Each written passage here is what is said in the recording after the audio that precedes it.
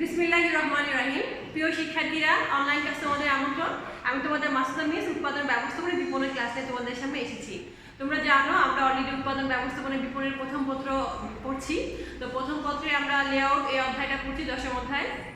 তো অলরেডি আমরা এই অধ্যায়ে গত ক্লাসে কারখানা বিন্যাসের যে প্রকারভেদ ছিল সেটা আমরা পড়েছি। আজ আমরা পড়বো সার্ভিস লেআউটের যে প্রকারভেদগুলো আছে সেগুলো। ঠিক আছে, আসলে আমরা মূল আলোচনায় আসি। সার্ভিস লেআউট তোমাদের অলরেডি মনেই আছে যে সার্ভিস লেআউটটা কি।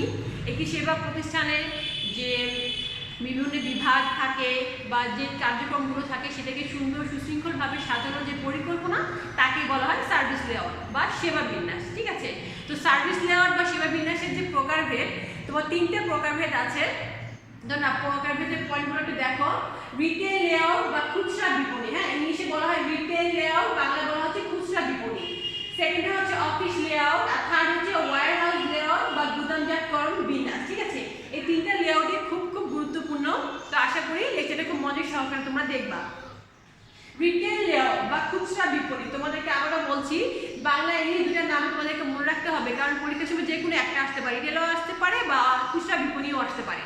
তো রিটেল লেআউট বা খুচরা বিপণি বিন্যাস। ঠিক আছে, তো তোমরা মোটামুটি জানো, সবাই জানো যে বিন্যাস বলতে আমরা অলরেডি পড়ে ফেলেছি না। বিন্যাস মানে কি? একটি প্রতিষ্ঠানের বিভিন্ন বিভাগ বা যে কর্মকেন্দ্রগুলো থাকে সেটাকে সুন্দর ও সুশৃঙ্খলভাবে সাজানোর যে পরিকল্পনা বা প্রক্রিয়া তাকে বলা হয় বিন্যাস। হ্যাঁ, তো যেহেতু এখানে বলা হয়েছে রিটেল লেআউট বা খুচরা বিপণি, হ্যাঁ তো খুচরা বিপণিটা কি? অর্থাৎ পণ্য বা সেবা বিক্রয়ের জন্য, পণ্য বা সেবা বিক্রয়ের উদ্দেশ্যে যে খুচরা বিপণিগুলি থাকে সেটাকে সুন্দরভাবে যে সাজানো হয় বা সাজানোর যে পরিকল্পনা করা হয় তাকে বলা হচ্ছে রিটেল লেআউট বা খুচরা বিপণি। আবার একটু বলছি, খেয়াল করে দেখো।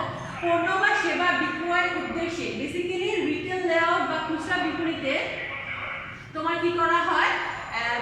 পণ্য বা সেবা সামগ্রী বিক্রেতারা বিক্রি করে ক্রেতার কাছে। ঠিক আছে, তো এই জন্য বলা হচ্ছে যে বিক্রয়ের উদ্দেশ্যে, এটা প্রধান কাজ হচ্ছে রিটেল লেআউটের প্রধান কাজ হচ্ছে তোমার বিক্রি করা। অর্থাৎ তোমার নিজেরাই বোঝো যে আমাদের আশেপাশে যে দোকান আছে, মুদির দোকান আছে বা সুপার শপগুলো আছে, সেখানে কি করা হয়?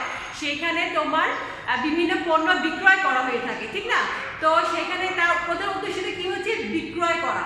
তো পণ্য বা সেবা বিক্রয়ের উদ্দেশ্যে খুচরা বিক্রয় কেন্দ্রকে পরিকল্পিতভাবে সাজানোকে বলা হচ্ছে খুচরা বিপণী কেন্দ্র। খুব সহজ একটা সংজ্ঞা। ঠিক আছে, অর্থাৎ একটু খেয়াল করে দেখো, আমাদের আশেপাশে যে মিনা বাজার আছে, আগরা আছে, এটা কি? এটা কিন্তু খুচরা বিপণী, এটা কিন্তু কখনোই তোমার পাইকারি বিপণী কিন্তু না। এখানে খুচরা আকারে আমরা বিভিন্ন ধরনের পণ্য সেবা সামগ্রী পেয়ে থাকি।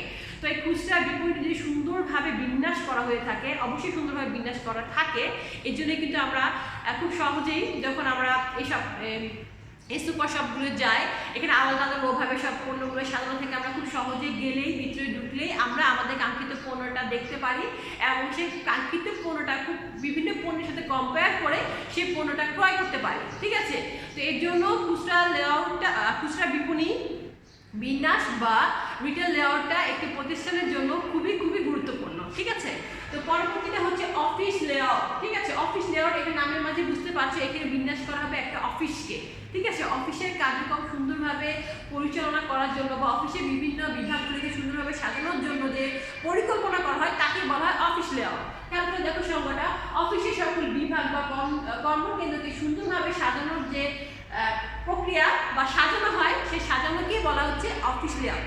খেয়াল করে দেখো, যদি একটা ব্যাংকে যাও, প্রথমে দেখবে একটা অভ্যর্থনা কক্ষ থাকে, তারপর তোমার হেল্প ডেস্ক আছে, তোমার ক্যাশ কাউন্টারটা আলাদা থাকে, ক্যাশে আবার পার্ট করা থাকে, পেমেন্ট এবং রিসিভ সেকশন এটা আলাদা করা থাকে, ম্যানেজার রুম আলাদা করা থাকে, যার ফলে একজন কাস্টমার যখন যায় সে ব্যাংকে যেই কাজের জন্য গিয়েছে তার এই ডেস্কগুলো আলাদা করা থাকার কারণে বা বিভাগগুলো বিন্যাস করার কারণে সে খুব সহজেই তার সে বিভাগকে সে চিহ্নিত করতে পারে এবং সেখান থেকেই তার সেবাটা সে গ্রহণ করতে পারে। ঠিক আছে, তো এর জন্যই তোমার একটি অফিসকে সুন্দরভাবে লেআউট করতে হয়, যার ফলে এই অফিস লেআউটের মাধ্যমে একটি অফিসের আভ্যন্তরীণ যে যোগাযোগ ব্যবস্থাটা সেটা খুব সুন্দর হয় এবং প্রতিটি বিভাগের খুব সুন্দরভাবে সমন্বয় সাধন করে সেই প্রতিষ্ঠানের কাজটা তারা ভালোভাবে করতে পারে। ঠিক আছে, এটা হচ্ছে তোমার অফিস লেআউট। লাস্ট হচ্ছে তোমার ওয়্যার হাউস লেআউট বা গুদামজাতকরণ বিন্যাস। গুদামজাতকরণ, ওয়্যার হাউস হচ্ছে ইংলিশে, আর গুদামজাতকরণ। গুদামজাতকরণ মানে তোমরা সবাই অলরেডি জানোই যে এখানে কি করা হয়, একটি পণ্য সংরক্ষণ করা হয় দীর্ঘ সময়ের জন্য, অর্থাৎ এক মৌসুমের পণ্যটা আমরা আরেক মৌসুমে ব্যবহার করার জন্য বা দীর্ঘ সময় সংরক্ষণ করার জন্যই সেটা গুদামজাতকরণ করা হয়ে থাকে। তো এই গুদামজাতকরণের বিন্যাসটা যদি আমরা সুন্দরভাবে বা সুশৃঙ্খলভাবে না করে থাকি তাহলে কিন্তু আমাদের অনেক পণ্য নষ্ট হয়ে যাবে, আর তোমরা বোঝোই যে পণ্য নষ্ট হয়ে গেলে সেটা প্রতিষ্ঠানের জন্য অবশ্যই অলাভজনক, ঠিক না? তো আসো আমরা গুদামজাতকরণ লেআউটটাকে পণ্য সংরক্ষণের উদ্দেশ্যে, ঠিক আছে, খুব সহজ একটা সংজ্ঞা। পণ্য সংরক্ষণের উদ্দেশ্যে গুদামের ঘরকে সঠিক ও সুন্দরভাবে সাজানোর যে পরিকল্পনা তাকে বলা হয় গুদামজাতকরণ লেআউট বা ওয়্যার হাউস লেআউট, ঠিক আছে? তো এই গুদামজাতকরণের মাধ্যমে বা গুদামজাতকরণ লেআউটের মাধ্যমে একটি পণ্য খুব সহজে আগমন বা নির্গমন করা যায়, অর্থাৎ পণ্যটা তার গুদাম ঘরে খুব সহজে প্রবেশ করতে পারে এবং সেখান থেকে বের করা যেতে পারে, ঠিক আছে? কারণ একটি গুদাম ঘরে কিন্তু আমরা বিভিন্ন ধরনের পণ্য রাখি, সেই পণ্যগুলো যদি আমরা সুন্দর বা সুশৃঙ্খলভাবে পরিকল্পিতভাবে না সাজিয়ে রাখি তাহলে কিন্তু পণ্যগুলো নষ্ট হয়ে যাওয়ার পসিবল থাকে। এবং আমি যখন আমার প্রয়োজনীয় পণ্যটা আনতে যাবো কাস্টমারকে দেওয়ার জন্য তখন সেটার কাজে একটু ব্যাঘাত ঘটে, ঠিক আছে? তো এই জন্য অবশ্যই গুদামজাতকরণ বিন্যাসটা খুবই গুরুত্বপূর্ণ। তো গুদামজাতকরণ বিন্যাসের ক্ষেত্রে দুই ধরনের সিস্টেমটা ফলো করা হয়, একটি হচ্ছে তোমার A1 সিস্টেম আর একটা হচ্ছে জোন সিস্টেম, ঠিক আছে? খেয়াল করে দেখো কয় ধরনের সিস্টেম ব্যবহার করা হয়, A1 সিস্টেম এবং জোন সিস্টেম। তো এটা এই A1 আর জোন সিস্টেমটা আমি তোমাদেরকে চিত্রের মাধ্যমে বুঝিয়ে দিচ্ছি। আমি এই বোর্ডে এখন চিত্রের মাধ্যমে লিখে তোমাদেরকে বুঝিয়ে দিব। তো আবার একটু রিভাইজ করি, যেহেতু আমি এই লেখাগুলো মুছে ফেলবো, আবার একটু রিভাইজ করি। তারপর দেখো রিটেল লেআউট বা খুচরা বিপণী, এই সংজ্ঞার মেন পয়েন্টটা হচ্ছে তোমার পণ্য বা সেবা সামগ্রী বিক্রয়ের উদ্দেশ্যে, ঠিক আছে? পণ্য বা সেবা সামগ্রী বিক্রয়ের উদ্দেশ্যে তোমার খুচরা বিপণীকে সাজানো হয়, ঠিক আছে? সেকেন্ডটা হচ্ছে অফিস লেআউট, অফিসে, হ্যাঁ কিন্তু অফিস লেআউট বলাই আছে, কিন্তু অফিসের সকল বিভাগ বা কর্মকেন্দ্রকে সুন্দরভাবে পরিকল্পিতভাবে সাজানো হয়। আর গুদামজাতকরণ লেআউট বা ওয়্যার হাউস লেআউট হচ্ছে পণ্য সংরক্ষণের উদ্দেশ্যে গুদাম ঘরকে যে বিন্যাস করা হয় বা সাজানো হয় বা যে পরিকল্পনা করা হয় সাজানোর জন্য, সেটি হচ্ছে তোমার ওয়্যার হাউস লেআউট বা গুদামজাতকরণ বিন্যাস, ঠিক আছে? তো আসলে আমরা এখন A1 সিস্টেম আর জোন সিস্টেমের চিত্রের মাধ্যমে খুব সহজে ছোট করে একটু বুঝিয়ে দিই, ঠিক আছে?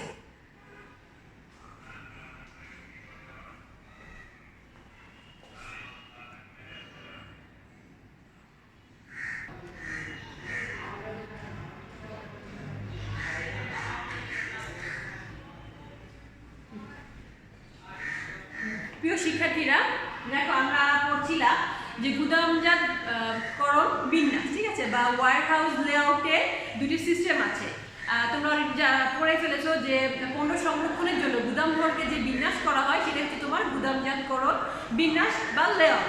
তো সেই লেআউটে দুইটা সিস্টেম আছে, একটা হচ্ছে A1 সিস্টেম আর একটা হচ্ছে জোন সিস্টেম, ঠিক আছে? আমরা এখন A1 সিস্টেমটা খেয়াল করে দেখবো। খেয়াল করে দেখো দুটো চিত্র দিয়েছে, আমরা এটা চিত্রের মাধ্যমে হালকা করে বুঝে ফেলবো, তাহলে তোমরা দুটার মধ্যে পার্থক্যটা একটু বুঝতে পারবে।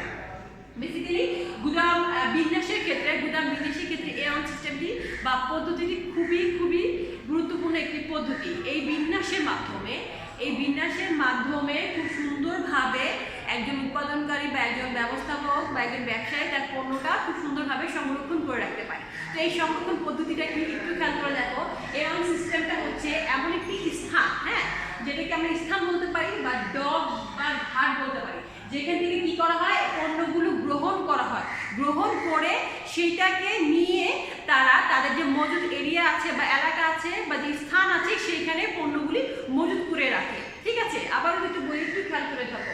A1 সিস্টেমে একটি গুরুত্বপূর্ণ পার্ট হচ্ছে তোমার পণ্যটা একটি নির্দিষ্ট স্থান বা যেটাকে বলা হয় ডক বা ঘাট, ঠিক আছে? এই ঘাটটা থেকে পণ্যটি গ্রহণ করা হয় এবং পণ্যটি গ্রহণ করে সেটা তার যে মজুদ এরিয়া আছে সেখানে রাখা হয়। অর্থাৎ তোমার এই ঘাটে এই ডকের মাঝে এই তোমার A1 সিস্টেমের মাঝে একটা গলি থাকে এবং গলির দুই পাশে অনেকগুলো ব্লক থাকে, ঠিক আছে? আবার একটু খেয়াল করে দেখো, A1 সিস্টেমের মধ্যে মাঝে একটি গলি থাকে এবং গলির দুই পাশে উভয় পাশে অনেকগুলো ব্লক থাকে, সেটা ছোট হতে পারে বা বড় হতে পারে।